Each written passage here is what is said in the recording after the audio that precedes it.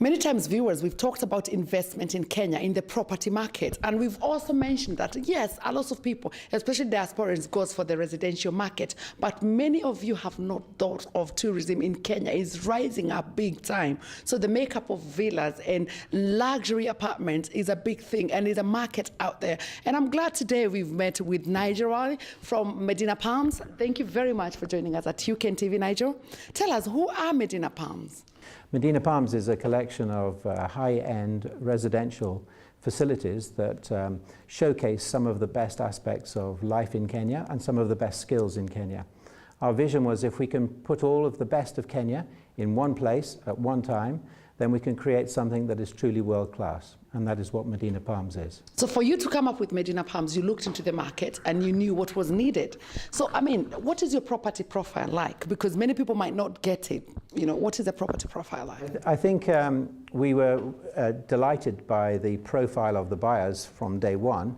When we originally launched it in the Serena Hotel, it was a nerve-wracking occasion when you put your life on the line and you put your vision on the line. But what was so reassuring was 11 Kenyans all purchased from us across the board, medium and high range units. And it was the sense of shared vision, that they understood what we were trying to achieve, that was the most exciting thing. So it was a wonderful evening, and that sharing of the vision is something which will always be very special. So a customer like me, Janet, comes and buys an apartment with Medina Palms, then what happens? The concept is quite different, and it's designed around the market. The tourism market has become more sophisticated over the last 5 to 10 years, and when people travel around the world, they don't often like to stay in a development that is rather busy, in a traditional type of hotel. That's why, over time, boutique hotels have become particularly popular. That means that family groups can move around, and friendly groups can move around Kenya as they do to the wonderful lodges. But then when they come to the coast, they've always struggled to find a good location for their beach holiday. What we've created is a more personal space, so Medina Palms offers them more privacy and yet the ability to enjoy a high-end service level in a world-class destination on one of Kenya's great beaches. So you do the management and everything? Exactly. I think that's the most important part. Many people who have invested may never go there on a regular basis. And the reason they're investing is because we will manage the whole process, and we will market the Medina Palms penthouses, apartments and villas around the world. We will go to the big travel exhibitions and we will drive business there. When we drive business to this top location, that improves the rental yields for the owners who own the units. Well, I think I'm going to let my viewers to watch the video a little bit. I think it's a very informative way of what Medina Palms do, and then we'll come back to the program.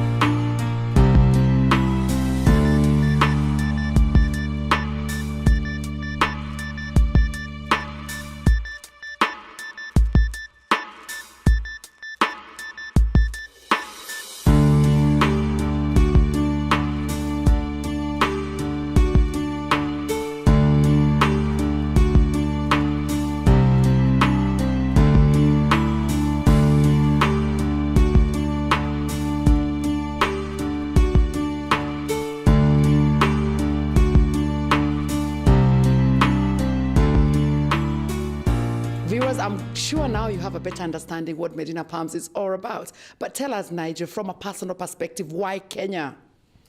I guess I've been going to Kenya for 28 years, and the way I describe it is because I'm not a Kenyan and I don't live in Kenya, sometimes people who stand away from a particular situation can have a different perspective. I often say to my fellow Kenyans, my friends over there, you're married to Kenya. I have a different perspective. Sometimes when you're married to something, you get so close that you cannot always see the benefits or see some of the wonderful things. My perspective allows me to understand some of the great things that Kenya has to offer. And my job as a marketing person is to try and put all of those together in one place at one time. And my belief is if we can do that, then Kenya can be truly world class. And there is nothing to fear.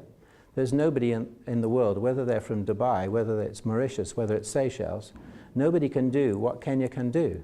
We can do sun, sea, sand like they can, but we also can do safari. And nobody can do all four.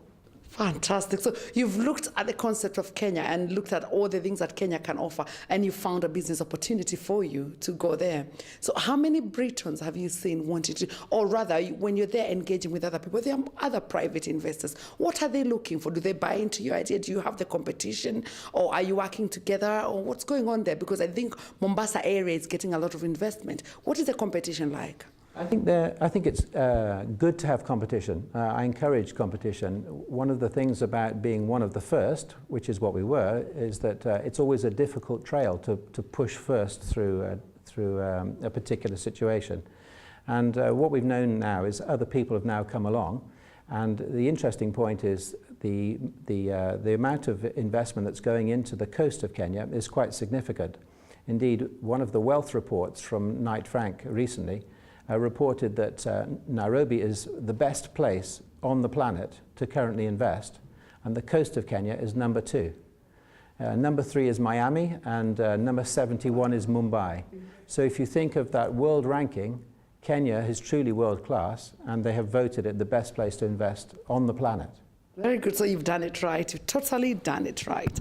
And then let's take, for example, the government here. You know, they have been wanting to brand Kenya for a long time, or marketing Kenya abroad. You're coming from a different perspective, somebody who's bought into it. How can they actually market Kenya well to get the returns they're looking for, or to get the kind of property profile or tourist profile they're looking for? What can they do?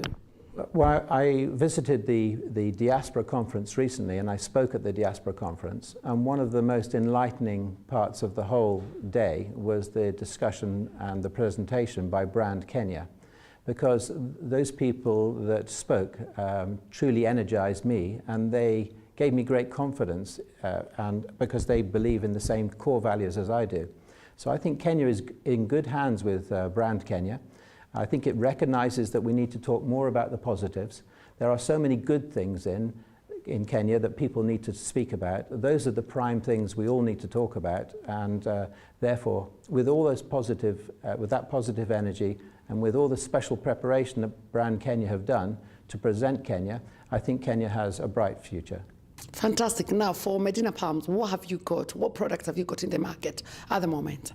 So what we have at the moment, there are 50 units altogether.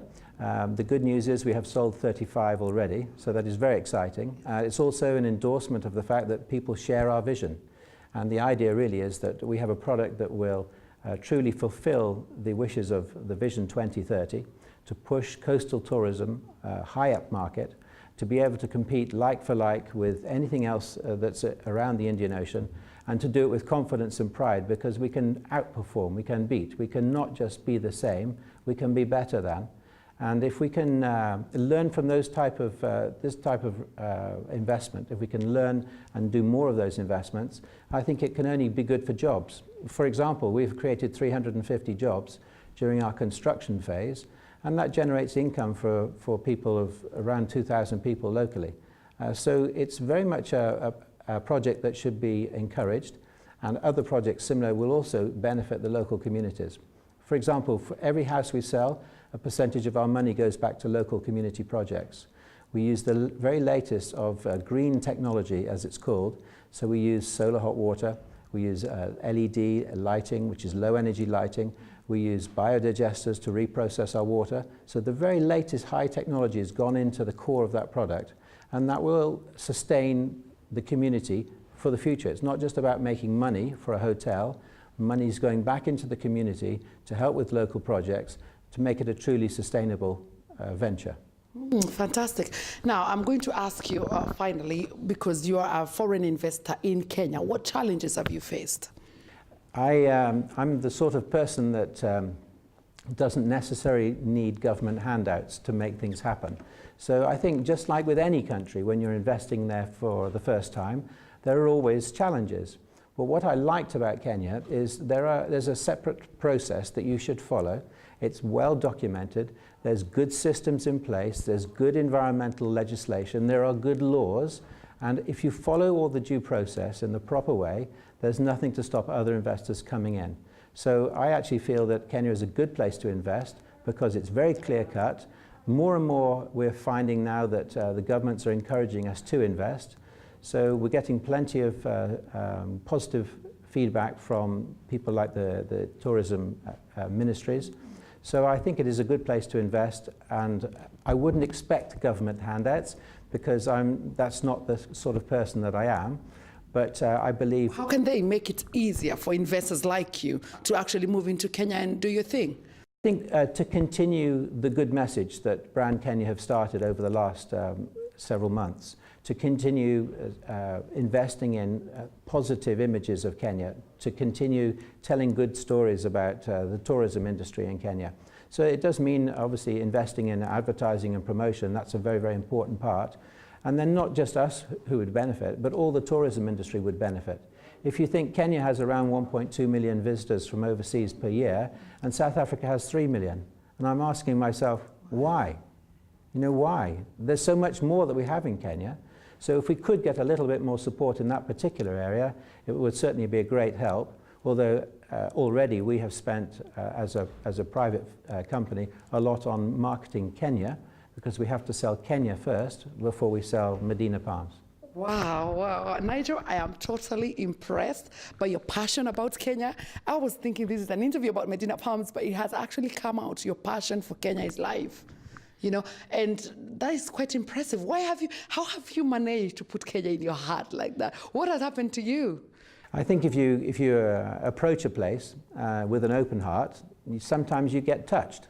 Not every place you go will touch you, but Kenya touched me, and I just kept coming back and coming back.